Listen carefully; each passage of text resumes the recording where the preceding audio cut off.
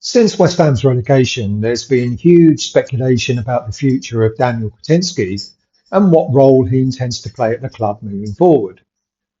Czech billionaire largely remained in the background since purchasing his £150 million stake in West Ham, but comments recently attributed to him in a Czech interview has given supporters perhaps the clearest insight yet into how he views the club, relegation, and his own future involvement.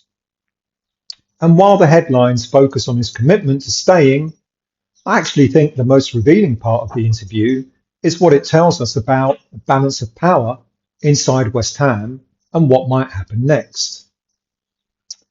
Because before we even get into what Kretinsky said, there is one question worth asking. Why now? Why, after years of relative silence, has he chosen this moment to speak publicly? The timing, I guess, feels significant. West Ham have just suffered relegation. David Sullivan has stepped back from his formal board role.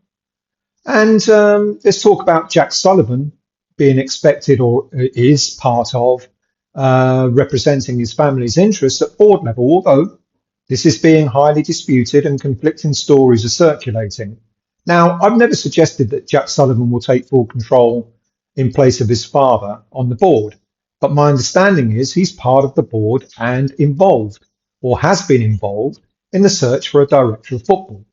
Now, this may now change given that the balance of the boardroom power might be shifting.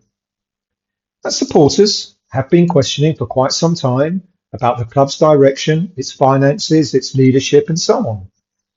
And right in the middle of all that uncertainty, Kretinsky has delivered what feels like less like an interview and more like a message.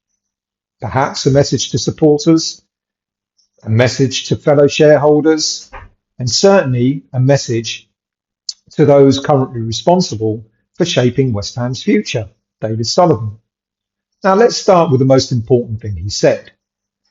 Kretinsky made it absolutely clear that relegation is not going to drive him away from this football club. He stated, "It doesn't matter if we're in the first tier or the second tier, that's not a reason to abandon this club." For me, this is one of the most significant comments we've heard from any West Ham shareholder since relegation was confirmed. Championship football brings financial pressure, it brings uncertainty, and of course, difficult decision making. Many investors would reassess their position. Kretinsky, however, appears to be doing the opposite. In fact, he went further than that. He didn't simply say he was staying. His comments were as follows. "Now that we're down, I will try to find any possible way I can to contribute to West Ham's return to the Premier League." And then came the phrase that really caught my attention. He went on to say, "I see it as a duty getting us back promoted." Duty. Not ambition, not opportunity, didn't talk about his investment, and how hard that may be hit and so on. He talked about duty. Now, that's kind of the language from someone who feels a degree of responsibility for where West Ham find themselves in today. And that responsibility kind of became even clearer when he admitted we've made mistakes in the past that have cost us relegation. Now, think about that. Think about how unusual it is for in modern football these days for an owner to admit their mistakes. No owner admits their mistakes. They blame managers. Sullivan and Brady certainly did for the way they hired and fired so many managers in such a small period of time.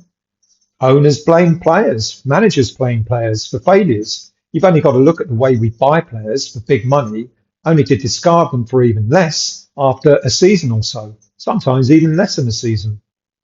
Owners can blame bad luck, such as the awful VAR decisions and officiating that went against us last season.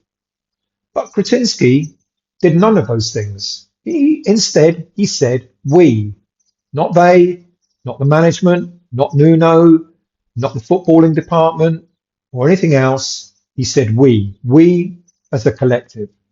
And that is quite refreshing, I guess. That suggests he sees himself part of the decision-making structure that failed at West Ham. And if he's willing to accept responsibility for relegation, then perhaps he's also signalling that he intends to play a role in putting things right. But for me, even more revealing are the comments he made in the interview, which weren't about relegation, but it was about strategy. Kretinsky said that the thing that could make him reconsider his future involvement at the club wasn't relegation, it was an inability to agree on a strategy with the club's other shareholders. Now that immediately raises a question. Why mention this at all? Why introduce the subject of strategic disagreement unless you believe strategy is the single biggest issue that has faced this club over the past few years? Now, this doesn't necessarily prove there's conflict inside the boardroom. It doesn't prove that there's a power struggle, but it does suggest Kretinsky sees alignment at ownership level as absolutely critical. And reading between the lines, there may be a subtle warning here. Now look, championship football is going to hurt, but it's survivable. Financial losses are going to need to be managed. We've already heard that a number of backroom staff have lost their roles at West Ham. But what isn't manageable is a divided boardroom, a boardroom that's not pulling together. They're pulling in different directions. And that is why I think these comments are potentially important, because they hint that the real battle facing West Ham United may not be on the pitch, may not be in the dugouts. It may be ensuring that everybody at the top of the footballing club shares the same vision for what comes next. And if they don't, well, Kretinsky's comments leave the door open to different scenarios in the future. When asked about his increasing involvement, he didn't rule it out. He actually said two words. Well, actually, it's 3 words. We will see. We'll see. Potentially very significant words, because if Kretinsky decides that he wants a bigger part of West Ham, it means he's not shutting the door on it. He could have shut down speculation, and said, no, it's not for me. Instead, he left the door wide open. And that's why I keep coming back to the same conclusion, or the conclusion that I have now to what I had about Kretinsky in the past. Daniel Kretinsky may technically be a minority shareholder, but he's no longer talking like one. He's talking like somebody who feels responsible for West Ham's future, and perhaps somebody who expects to have a major say in shaping it in the future. Now, there are already suggestions that Kretinsky has put more money into the club to secure our financial standing. Now, West Ham recently closed their accounts, their books, for the current financial year. They closed them on the 31st of May and appear not to have opted to extend it to the 30th of June, like most clubs do. Now, this almost definitely means some shareholders have injected cash to balance PSR calculations, which will be finalised at the end of June. Senior club insiders refused to give details of any cash injections, no details of rights issues, no dilution of shares, no purchases of shares, saying all these things remain confidential. Company's House has not got anything on there either. But this could be a real indicator that it's Kretinsky who's injected cash funds, because we know that Vanessa Gold wants to sell shares rather than invest any more money into the club. And with David Sullivan otherwise preoccupied on personal matters, he too is unlikely to invest at this moment in time. Of course, other shareholders like Trip Smith may have invested, but it's the financial clout that Kretinsky has that we're all looking at.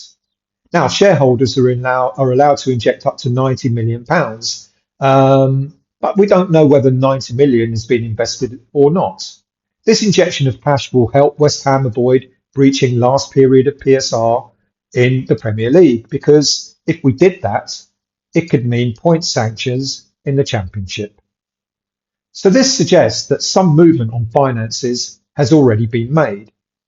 There are further rumours that Kretinsky will aim to buy land that the stadium is built on, which inevitably leads to speculation that the stadium will be reconfigured or rebuilt. Now, let's not jump ahead of ourselves, as there are far more important issues to sort out before we even think about stadium rebuild or restructure. But the speculation is rising that Kretinsky is becoming more and more involved. So the biggest question isn't whether Daniel Kretinsky is staying or not. His comments strongly suggest that he is. The real question is this: have we just heard from a minority shareholder committing himself to West Ham United, who could actually become a future majority shareholder at this football club? It's a possibility, with news emerging that David Sullivan wants to sell his shares, his 38.8% stake in the club, which could see him reap around £300 million. All eyes and further scrutiny will be on Kretinsky to make his move. Or perhaps, with his vast business connections, he might already have an investor in mind as to who might buy Sullivan's shares, if they are indeed available. I think the answers are slowly emerging. It seems that I was wrong about Daniel Kretinsky in the past, suggesting he's a silent shareholder who has no interest in West Ham United and is only focused on Sparta Prague. It seems that Daniel Kretinsky is finally making his move. Should he have made a move before we got relegated? Well, that's for you to decide. But the fact that he's now coming out and speaking more openly about West Ham and its future seems to suggest that he's got far more interest in the club than he ever seemed to have had in the past.